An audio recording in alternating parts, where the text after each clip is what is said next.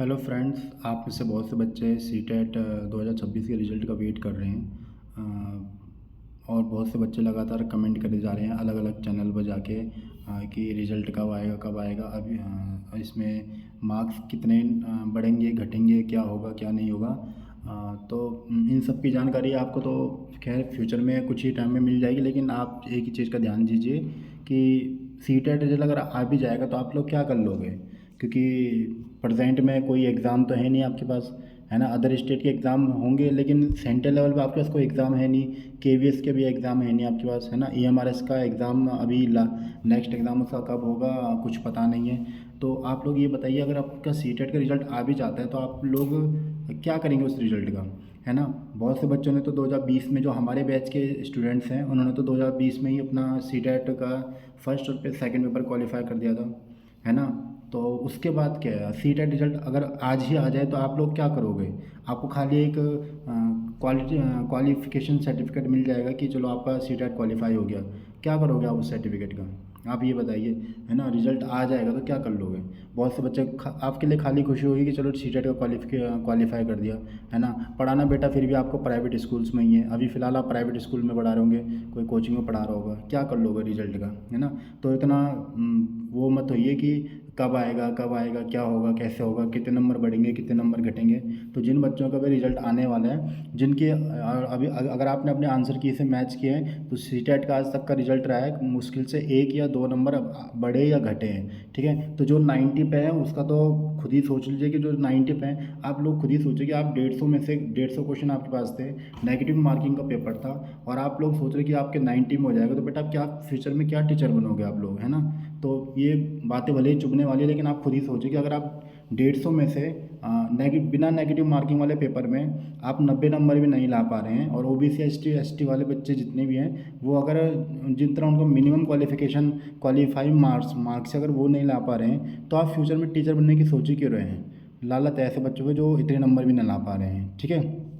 तो सबसे पहले आप लोग ये चीज़ ढूंढना बंद कीजिए कि सीटेट का रिजल्ट कब आएगा, और रिजल्ट आ भी जाएगा तो क्या करोगे आप लोग, है ना। तो अगर आपके नंबर कम है, रियल में कम है, 100 से कम है, तो आप लोग अच्छे से तैयारी कीजिए, और अभी जो 2026 में दोबारा इसका फॉर्म आएगा उसमें क्वालिफाई करने की सोचिएगा, ठीक है। तो सबसे पहले आप लोग ये सोचिए कि आपका ये नंबर रियल में है कितने, 90 से कम है, रियल में 90 से कम है या 100 से कम है। जनरल वालों के 100 से कम या एटलीस्ट 130 तो आपके नंबर होने ही चाहिए थे।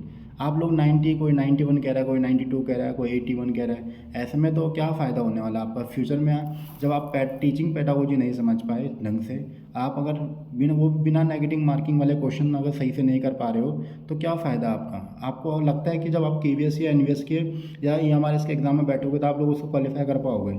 मुश्किल है बेटा, बहुत मुश्किल है। आप लोग सही में गलत रास्ते पे हो। सबसे पहले सही से तैयारी कीजिए, अपने जो सब्जेक्ट हैं उनको स्ट्रॉन्ग कीजिए, है ना। और उसके बाद आपको ये पूछने की ज़रूरत पड़ेगी ही नहीं कि रिज़ल्ट कब आएगा क्या होगा। रिज़ल्ट को जब आना होगा वो तब आएगा, उससे क्या लेने देना हमें, ठीक है। तो रिज़ल्ट जब भी आएगा, जैसे भी आएगा, आप लोगों के फेवर में ही आएगा, ठीक है। तो आप सबसे पहले अपने सब्जेक्ट को स्ट्रॉन्ग कीजिए, टीचिंग सब्जेक्ट जो भी आपके हैं उसको स्ट्रॉन्ग कीजिए, बेसिक्स टू हाई लेवल तक के जितने क्वेश्चन सॉल्व कर सकते हैं उनको सॉल्व कीजिए, ठीक है। और उसके बाद फिर आगे की डिटेल आपको फ्यूचर में मिलती रहेंगी, है ना। तो ये मत सोचिए कि रिज़ल्ट कब आएगा कब नहीं आएगा, क्या होगा कैसे होगा, ठीक है। तो डीमोटिवेट करने के लिए ये वीडियो बिल्कुल नहीं है। ये वीडियो खाली इसके लिए है कि आप लोग ये मत सोचिए कि रिज़ल्ट कब आएगा क्या होगा कैसे होगा।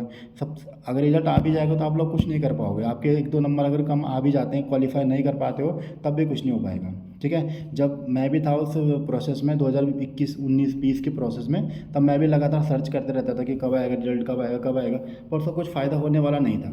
अच्छे से तैयारी कीजिए। 21 में हमारे भी रिजल्ट, हमारे भी क्वालिफाई हो गया था। फिर उसके बाद हमने एमए पॉलिटिकल साइंस से किया, उसके बाद फिर नेट की प्रिपरेशन की, तो नेट का भी हमारा क्वालिफाई हुआ है। तो हमारे भी तो हुआ ही है ना। तो इसलिए हुआ है क्योंकि हमने ये बेफालतू की चीज़ों पे एक टाइम बाद सर्च करना बंद कर दिया कि हमारा रिजल्ट कब आएगा क्या होगा कैसे होगा। मैसेज कर रहे हैं, कमेंट कर रहे हैं कि रिजल्ट कैसे होगा क्या होगा। सीबीएसई ने तो धांधलेबाजी की है बेटा, उससे कोई फ़र्क नहीं पड़ने वाला, ना सीबीएसई को ना सीटेट को, ठीक है। तो सबसे पहले आप शांत मन से, अगर आपको लगता है कि आपके नंबर रियल में कम है, 1 या 2 नंबर का गैप जरूर रहता है। अगर आपके नंबर, जैसे जनरल कैटेगरी के जो स्टूडेंट है, अगर आपके नंबर 90 है तो आप लोग डाउट में रह सकते हैं कि आपके 1 नंबर बढ़ेंगे कि घटेंगे, लेकिन आप आप खुद ही सोचिए कि बिना नेगेटिव मार्किंग वाले क्वेश्चन पेपर में अगर आप 100 में से 150 में से अगर 90 मार्क्स लेके आ रहे हैं खाली क्वालिफाई करने के लिए, तो नहीं हो सकता। आपको एटलीस्ट 130 प्लस तो लेके आने चाहिए थे, है ना। ऑनलाइन पेपर होता है, अंधाधुन अगर कोई गैस मार्क भी करे तो बहुत सी चीज़ें क्लियर हो जाती हैं, ठीक है। तो आपके यानी सब्जेक्ट स्ट्रॉन्ग नहीं है, इसलिए आप डाउट में हैं। सबसे पहले आप अपने सब्जेक्ट को स्ट्रॉन्ग कीजिए, समझ रहे हैं आप चीज़ों को। सबसे पहले अपने सब्जेक्ट को स्ट्रॉन्ग कीजिए, चाहे वो हिंदी हो, इंग्लिश हो, मैथ्स हो, साइंस हो, एसएसटी जिसके पास है वो एसएसटी के सब्जेक्ट स्ट्रॉन्ग कीजिए। उसके बाद आपको ये चीज़ें सर्च करने की ज़रूरत ही नहीं पड़ेंगी, ठीक है। तो अच्छे से तैयारी कीजिए, सीटेट का रिजल्ट आ जाएगा, कुछ टाइम में आ जाएगा, क्योंकि 15 मार्च उसकी लास्ट डेट थी ऑब्जेक्शन की। तो जब भी आना होगा आ जाएगा, हम ये नहीं कहेंगे कि इस दिन आएगा उस दिन आएगा, जिस दिन रिजल्ट आना होगा उस दिन रिजल्ट आ जाएगा, ठीक है। और बाकी हमारे साथ जुड़े रहिए, तैयारी कीजिए, ठीक है। और अगर वीडियो अच्छी लगी तो लाइक सब्सक्राइब जरूर करना और बेवजह की चीज़ों से बच के रहना, ठीक है। जय हिंद, जय भारत।